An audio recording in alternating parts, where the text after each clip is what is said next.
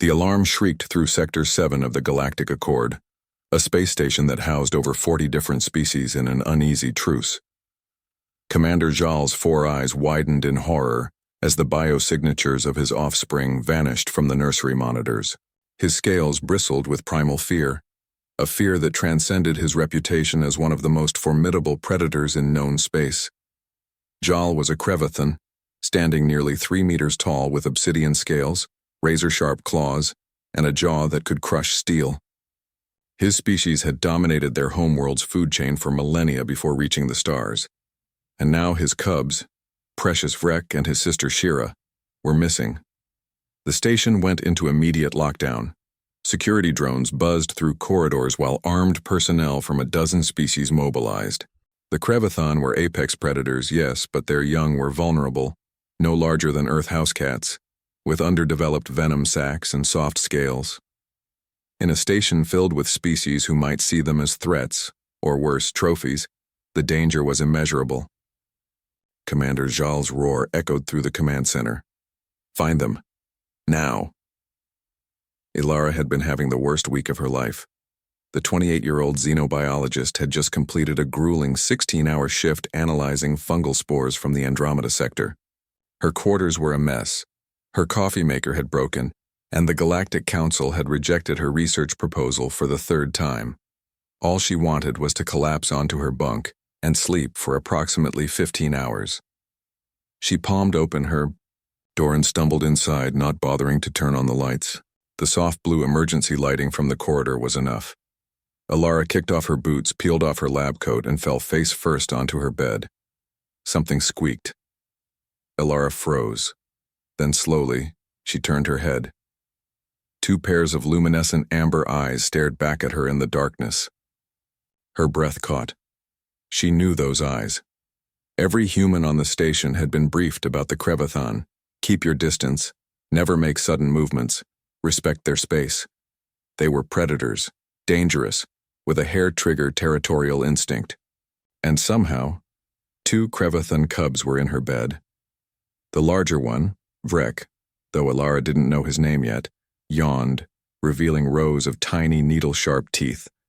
Then, with the confidence of an emperor claiming his throne, he crawled directly onto Ilara's chest, circled twice, and collapsed with a contented rumble that vibrated through her ribcage.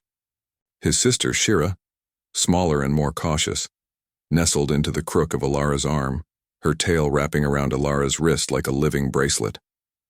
"Oh no," Ilara whispered. "Oh no, no, no." She didn't dare move. Every xenobiology course she'd ever taken screamed conflicting advice. Don't threaten predator young. Don't separate young from parents. Don't. Vrek began to purr. It was a deep thrumming sound, nothing like an earth cat. It felt like a small engine idling against her sternum. Shira joined in, a higher-pitched harmony. Despite her terror, despite the very real possibility that their parents might burst through her door and tear her apart for kidnapping their children, Ilara felt something unexpected. Peace. The cubs were warm, their scales surprisingly smooth, almost like sun-warmed river stones. Their breathing synchronized with hers. Vrek kneaded her shirt with his tiny claws, not enough to pierce the fabric, just a gentle, repetitive motion. "You guys are going to get me killed," she murmured. Vrek's purring intensified, as if he approved of her voice. The search party reached Ilara's quarters 47 minutes after the cubs' disappearance. Commander Jal was at the front, flanked by station security and a Thalaxian empath who kept insisting the cubs were calm, inexplicably calm. "This sector," the security chief, a 4-armed Quilvan named Torex, consulted his datapad. "Only 7 occupied quarters. We'll check each."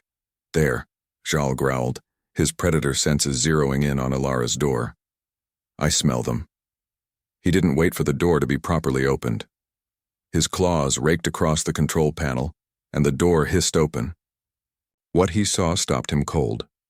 The human female, Ilara, her nameplate red, was lying perfectly still on her bed, eyes wide in the darkness.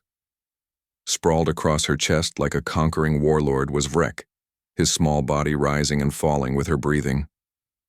Shira was tucked under the human's arm, both cubs deeply asleep, their purring audible even from the doorway. The human's heartbeat was elevated. Jal could hear it, but her hands rested gently near the cubs, not restraining, not threatening. Just there, protective even. "Commander?" Torex began, hand moving toward his weapon. "Wait." Jal raised a clawed hand. He stepped into the room, and Alara's eyes tracked him, terrified but defiant. She didn't move, didn't disturb his sleeping children.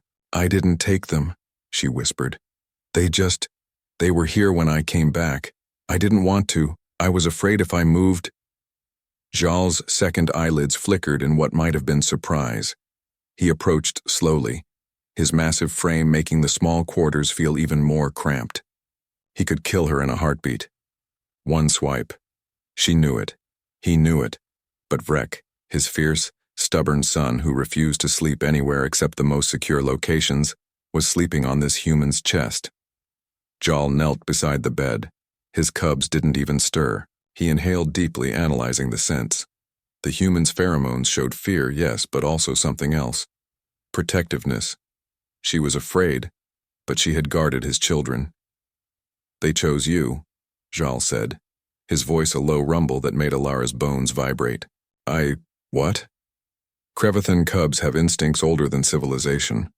They choose their guardians." His eyes met hers. "They have never chosen outside our species before."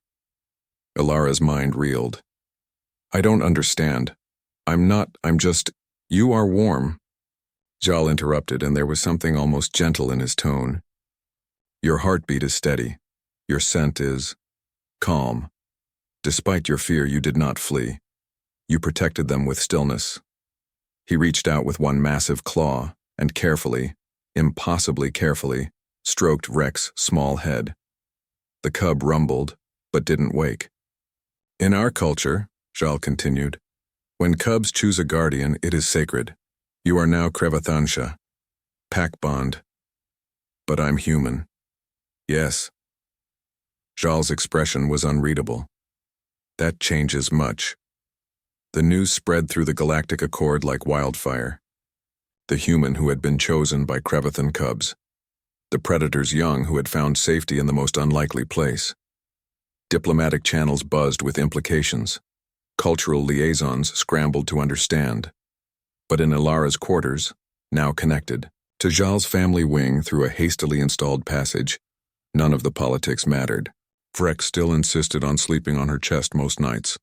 Shira had claimed Alara's left shoulder as her preferred perch, and Commander Jal, the terrifying apex predator, had taken to sharing meals with her, teaching her about Crevathan customs, and fiercely defending her new status to any who questioned it.